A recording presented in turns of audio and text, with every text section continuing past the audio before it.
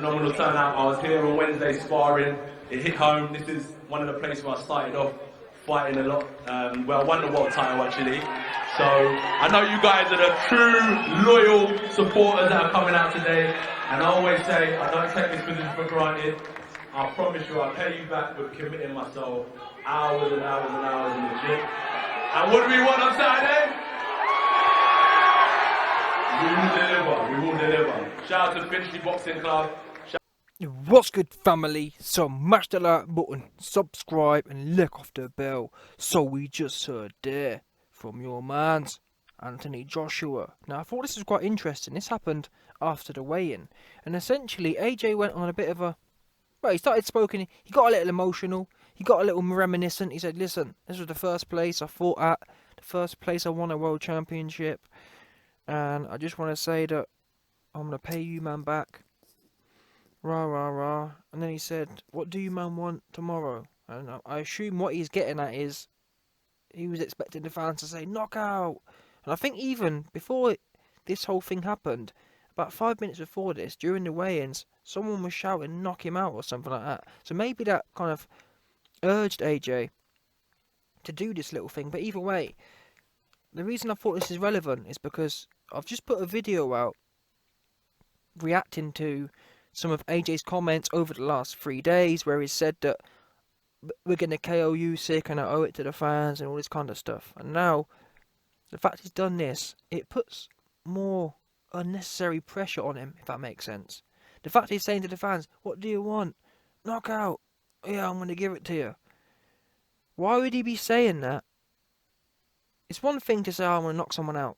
It's another thing to improperly involve the fans like that, if that makes sense. The only reason someone would do that is if they genuinely have the plan to knock someone out. Does that make sense? What do you want? Knockout. Yeah, you're going to get it. That's, if you're gassing, if you don't think you can knock someone out, you don't do that, do you? Like, to be fair, before the Ruiz rematch, he weren't doing none of that. He weren't doing what do you want? Knockout. You're going to get it. He wasn't doing that, was he? It's not my imagination. So, again, maybe this is just AJ's nature coming through, and maybe we're going to get the Rob McCrappenness coming through during the fight. I don't know. All I know is this little thing here was a positive sign for my KO Dons. Yeah, any KO Dons out there, this was a positive sign. AJ's involving the fans in the KO, which is something you don't do if you ain't got no intentions of KOing someone. Because why gas the fans up? Why essentially end up looking like an idiot if tomorrow comes and you don't KO him, if that makes sense? Fans are like, well, why was you gassing us up for? Talking about what do you want tomorrow if you weren't going to service it, if that makes sense. The only reason to involve the fans is if you're confident, yeah man, you're going to get a KO anyway, so I might as well gas you up some more, kind of thing. But anyway, I'm not going to spend too much more time on this. I'm maybe going to do one more video on this topic tomorrow. I've seen some more comments from AJ, and it's sounding like he's rock hard. It's sounding like he's got his lipstick out for Usyk. So, you know what? I'm just intrigued at this point to see where this goes.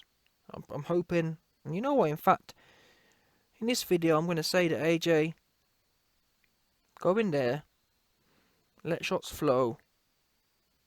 And I was going to say, go in there and be aggressive, but you know what? Go in there and do what you've trained to do, because I don't want to see nothing messy. I'd rather see you go in there and implement your plan, but I hope that plan is to go in there and be destructive, be totally ferocious, in the ring and out. Yeah? Mike Tyson style. Cuz trained me to be totally ferocious, in the ring, and out. That's what Mike said, yeah? That's what you need to be, totally ferocious, in the ring and out, no doubt. Yeah? Usyk too small. Yeah, he's too light. He's too light in the backside. Yeah, he's not thick enough. He's not thick. Yeah, his legs won't be able to hold him. When you start teeing off on his head, he'll topple 100%. Even though he's not as bad as the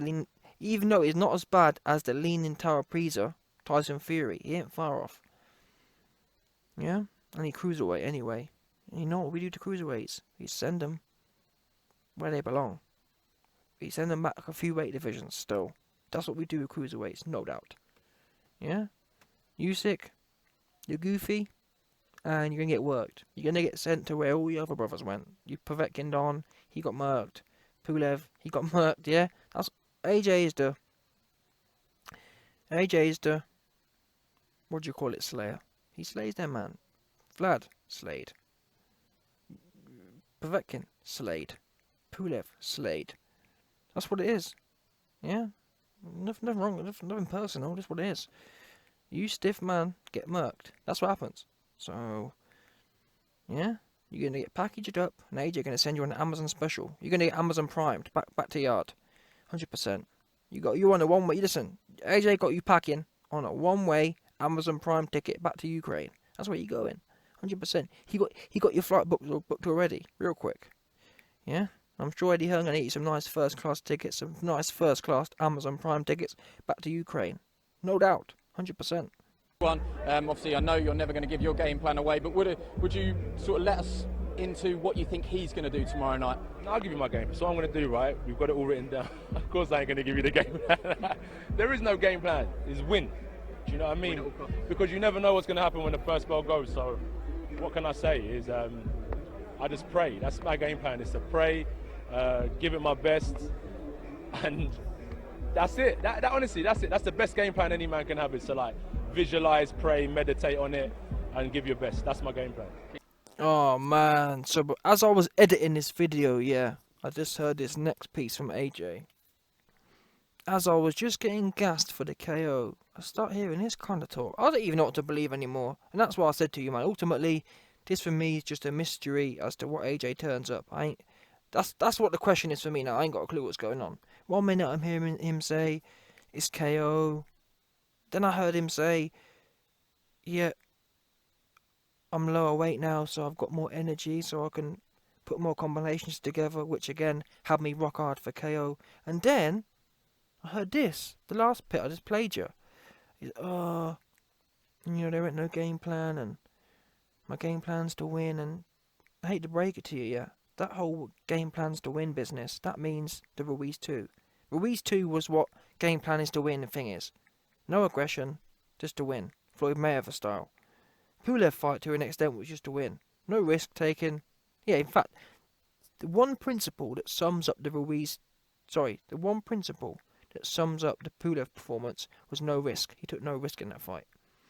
He only pounced on Pulev when Pulev was shot to bits and finished. And same as the Ruiz 2 fight, really. No risk. No risk taken. So, just to win, there ain't no plan. That worries me to an extent. I'm hoping they've got some plan cooked up. And when I say plan, I don't mean something rigid, but you might know me. The plan is, cut the ring off, drive him back with a jab, get settled with a jab for the first few rounds. Don't even worry about the right hand. For the first round or two, just get comfortable cutting the ring off and putting a jab in his face. Maybe a right hand on the end, if you feel it. Don't push it. Don't stress it. After 2 or 3 rounds, and you're consistently backing him to the ropes with a jab and the right hand, then get a little closer and start putting a hook on the end of it. Yeah, start touching him to the body a bit. Start feeling him out on the inside. Start feeling what he's working with on the inside. In heavyweight boxing, you never want to run in on the inside, in my opinion. There's no need to do that. We've got 12 rounds. Start off with a jab in the right hand and then transition onto the inside. Why is it important to transition? It's important to transition so you don't get caught like Ruiz 1, where you just go... AJ hadn't even settled. AJ didn't even know what Ruiz was good at yet. That's why people like Floyd Mayweather are good, because he doesn't take risk, but he knows what's what first. He doesn't go running into things. AJ in the Ruiz 1 fight, he ran into the inside and ended up getting caught with something silly. If he'd have took a round or two to settle in to the inside fighting part. And that's why I like Josh Taylor, for example. What I rate about Josh Taylor is he can put his guard up here and just stand on top of you. He doesn't feel the need to run back. Why is that important? Why it's important? In fact, the O'Hara Davis fight is the best example of that, but he does it throughout his career. Josh Taylor can stand there with his guard up and just stand on top of you. What that means is he's able to get a taste for what you're working with. So to be fair, so can Floyd Mayweather. Floyd Mayweather at times in his career will put his guard up and just stand there. That gives you a taste. You know, damn, this guy punches hard. Damn, I don't want to get hit with that shot. Then you know what you're working with. Then you know what to look for. Then you know what I'm saying? You get a gauge then. If you haven't got a gauge, you're flying blind. Ruiz 1 was the definition of flying blind. AJ didn't know how much of a counter-puncher Ruiz was. AJ didn't know how much of a hooker he was. AJ didn't know anything about Ruiz, and he was already sitting there swinging for the hills against him. No good. The worst way to execute inside game is that way. AJ didn't know what was coming back. Whereas if you've spent a few rounds just feeling them out, just standing there, letting them tee off on you with your guard up, you know then what combinations they like, how they like to throw them. You've downloaded that information. But anyway, I've digressed. My point is, that's a plan. What I'm talking about here are the finer elements of a plan. This loosey-goosey business, oh well, we're going to go in there, that don't sound too good to me. That don't sound too aggressive to me anyway. No plan, just win. That's Ruiz 2 and Pulev. Them fights looked like they had no plan. Or sorry, the only plan in the Ruiz 2 fight was survive and win on points. Same as the Pulev fight. The only principle, the only strategy for that fight was don't take any risk, Rob McCracken style. So we're going to find out anyway. I'm sick of talking about this, to be fair now. Not long now, 24 hours, and we'll know. I'm excited either way, to be fair. I'm excited to see for some of you Usyk fans, the way you've been gassing this dude, talking about he's better than Floyd Mayweather. What we know is he'll have to be. For him to beat AJ, he'll have to be better than Floyd Mayweather, in my opinion. It will take a Floyd Mayweather-like performance to beat AJ from Usyk. So he best be that good. If he ain't, getting squashed. No doubt.